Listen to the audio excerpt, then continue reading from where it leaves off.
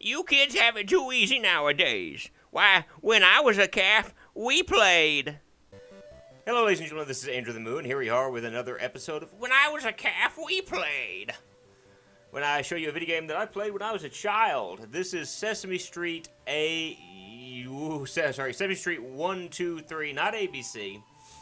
Sesame Street 1, 2, 3, where we have Ernie's Magic Shapes. We have how to play, the instructions, and everything just goes where we're dealing with shapes here. How do we play it? Alright, so basically we're shown a video. This is the wrong shape, okay? This is the right shape. Alright, so we're getting explained in order. This is the wrong color. So we got to get the right shape and the right color. Right shape, right color, press A and B. Alright, so I gotta press A and B at the same time. Awesome. Alright, so why don't we just match the shape? Alright, so we've got that. That's not the right shape. Neither is that, but that is. And presto changeo. Da-da-da-da. There it is. So yeah, I actually like Sesame Street ABC a lot better than this one. That's just, of course, personal opinion there. We got celebratory type stuff there. And that's all you're doing is you're matching the shape. So there's really not a whole lot to really say about this contest other than the fact that as you do it, you got a little rabbit that comes along saying, "Good job, buddy." And Ernie just sits there with a dumbfounded grin on his face. He's like, "They're making me do this. Save me from this madness." So you just use the controller to match up the shapes, and then you press A or B in order to get the right thing. And this is really and truly all that goes on. Whereas in ABC, we'd get this neat little thing that would happen. We would have a song and dance with like Big Bird or Bert and Ernie or Cookie Monster, something of that nature. Here we just have this.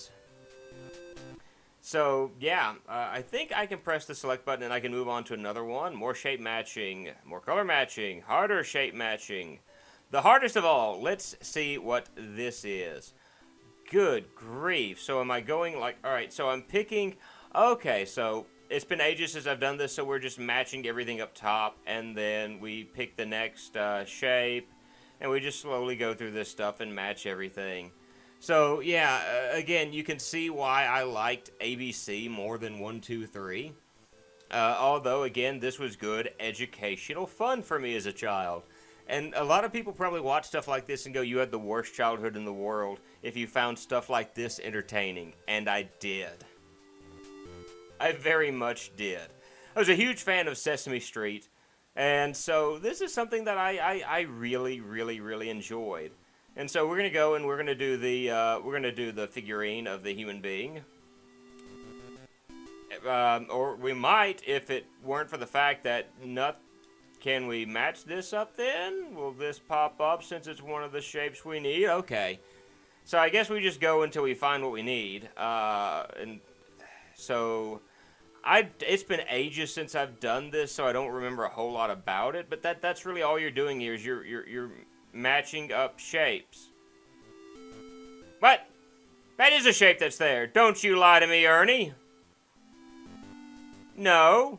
Rabbit, that's wrong. No, you little portly-bellied rabbit, don't even do that. So, I guess I gotta do the other... Okay, so I do the other leg, but I'm missing the head and arms. So I do have to go in a specific order, apparently. Okay, so maybe the arm that I was picking was way, way too big. And that's the reason why the little fat rabbit was like, that's wrong, that's wrong. You're terrible at this game. Alright, you would think that would be right, but the arms got kind of a green tint. That had a... Okay, so having a green tint and having a red tint really... It's got a green tint. Everyone's going, this guy is the worst at the game that he played when he was a child. But that's basically all there is to this, is you match everything up. The little rabbit's like, I don't know if the rabbit's angry there or he's getting on to it. It's just like, why'd you do that? I gotta do more magic now. But that's basically the way that works. I'm not even doing that. So, like, in order to do this, I've got to reset the game, so I'll be back in just a second. So here we are back, another, as we can see, Rare Coin It Company. So it's a game made by Rare. We're going to look at Astro Grover now. And this is where the math section comes in. We can just pick what we do. And why don't we try how many zips? How many zips should take us where we need to go? And we all fall down.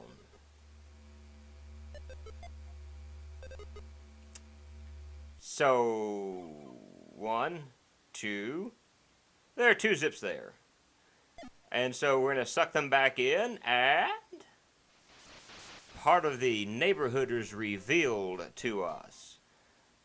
Yeah, nice little house there on Sesame Street. I guess that's Sesame Street. And then the alien spaceship moves around a little bit more, as I just noticed the fact that Moon's got like this big grin on his face. He's like, "You're doing a good job, buddy." I don't know how many are there. There are 2 of them. Let's watch the little guy. Let's watch the Moon real quick. Oh, the Moon goes, "Nope, that's not it. Try again, pal." And then he shows a smile of approval whenever we get it right. So, you know, there you go. You're picking, and you don't even get a full house revealed this way. So we're going to go around just a little bit. The alien spaceship is going to weave and bob around with little beeps and boops in the background. Where are you going to land there, buddy? Where are you going to go? So, like, you know, one of the reasons why I liked games like this is it had some of my favorite Sesame Street characters. Not only did I love Sesame Street as a child, but I loved certain characters. Like, I was a big fan of Ernie. And Ernie was, in fact, one of my absolute favorite characters. I had the Rubber Ducky song on the wall of my bedroom as a child, and I knew that song by heart, to the point that we sang it one day in, I think it was in kindergarten, and I sang it so well that one of my teachers, or the music teacher, actually asked me to sing it with her, because I knew the words better than the other kids. So her name was Miss Lucy Pooh, and she and I sang, "Rubber Ducky, you're the one that makes bath times lots of fun." I guess I had a better voice back then. I don't know. I don't know, but apparently she wanted me to sing it with her. I also liked Big Bird a whole lot. In fact, I loved it so much as a child. My mom did a lot of painting. She actually painted for me. It had Big Bird, Ernie, Bert, Grover, and Oscar the Grouch on it. And that stayed on the room. And I'm wondering if I can still find that. But that's basically what happens here when you get everything revealed. And now the spaceship should go zipping across the... neighborhood. No, okay, it's not going to zip across the neighborhood. We have Flying Grover. And he's going to dance for us. He's going to dance over the neighborhood. In fact, he's going to zip away real quick. But I want to know, guys, what about you? What Sesame Street characters did you like as a child, or do you like now? I can tell you for a fact I did not like Elmo one bit. Elmo absolutely bothered the living daylights out of me. Elmo still bothers me. Even though Elmo was done by Kevin Clash, who did the voice of Baby Sinclair on Dinosaurs. We're going to do one more thing, some up, some down. And it's a little bit different, so we're going to want to take 1 and 2. So that should get us the number of 3. And it's going to pull in 3 like this, and you hear that music let you know you did a good job, and the spaceship's going to go up just a little bit.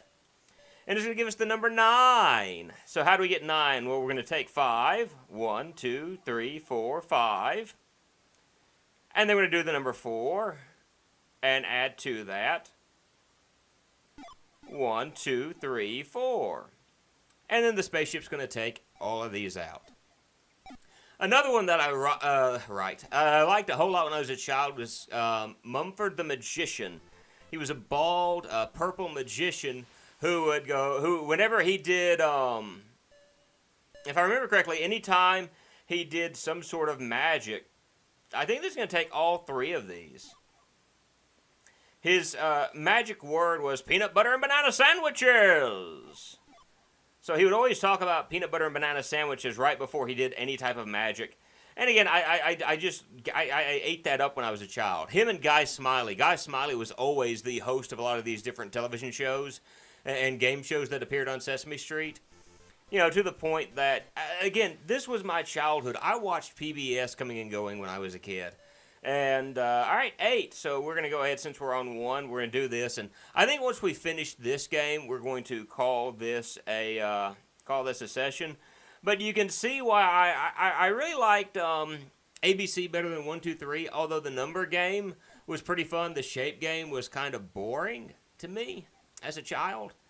And I didn't like the fact that, you know, a lot of this was just kind of dull looking in the background. All right, so the spaceship is up to the top, and what happens when the spaceship gets to the top? We have music that lets us know that we did well, and that's it. So yeah, I liked ABC a little bit better because of the fact that there was more to it in my mind, even though it was still a very simple game. But this is Sesame Street 1, 2, 3, and this is When I Was a Calf We Played. Hope you have a nice day. Bye now.